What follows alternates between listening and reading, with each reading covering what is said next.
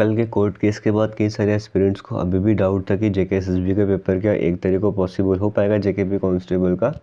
तो सिंपल सी बात है, अरेंजमेंट्स पूरी थी, कोर्ट की तरफ से ऑर्डर आ चुका था, जेकेएसएसबी ने एक्ट करना था, जेकेएसएसबी ने एक्ट करा।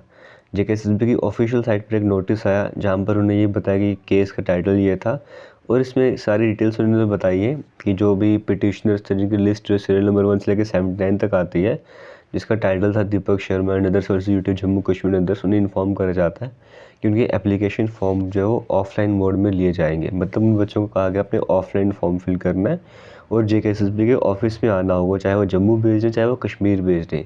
30 नवंबर को उन्हें जेकेएसएसबी के ऑफिस में आना है, यानी कि आज की मैं बात कर रहा हूँ। सुबह 10 बजे से लेकर 10 AM टू 5:30 PM तक उनके पास टाइम है।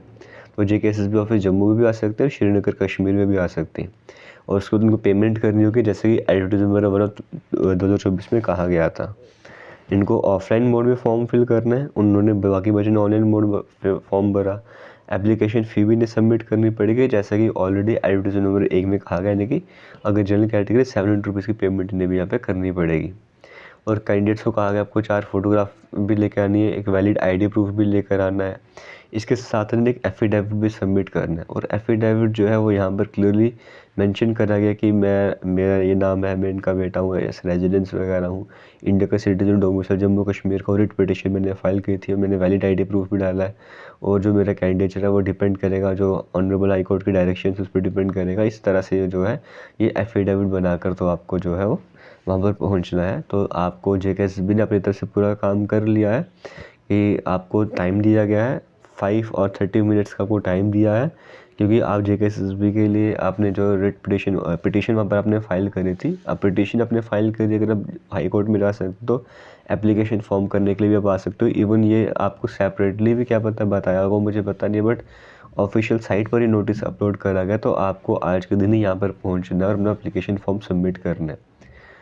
अभी देखो जजमेंट ये है, जजमेंट जो आती है, हम घर बैठे बैठे अपनी बात करते हैं कि जजमेंट में ये डिसीजन क्यों लिया गया, इन 79 बच्चों की बात क्यों करी गई है।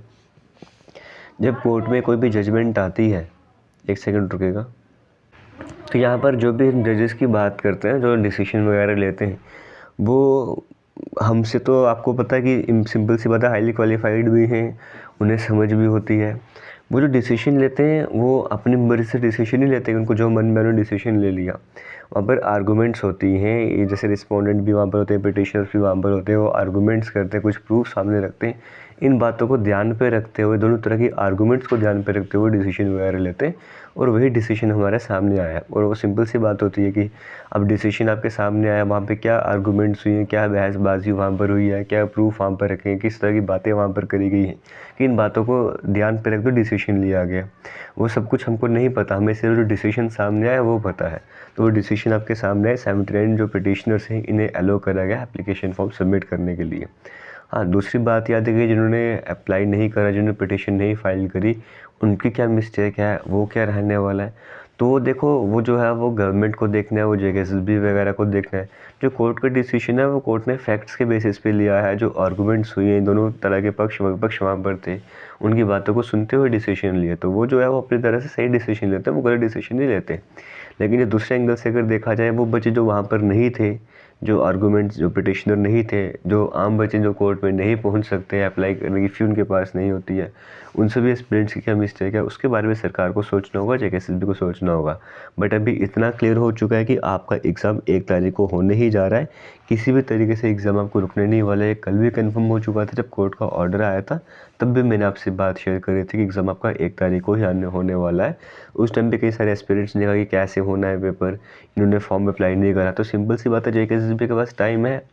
जब वो वहाँ पर जेकेएसएसबी की साइट पर एक दिन में हज़ारों के हिसाब से बच्चे फॉर्म फिल कर लेते हैं, तो 79 बच्चे क्या ही हैं। तो उन्होंने तरीका निकाला, ऑफलाइन मोड का तरीका निकाला, तो तरीके बड़े होते हैं जेकेएसएसबी के पास में। तो फिलहाल यही अपडेट है, वीडियो को शेयर कीजिएगा। थैंक यू, जय हिंद।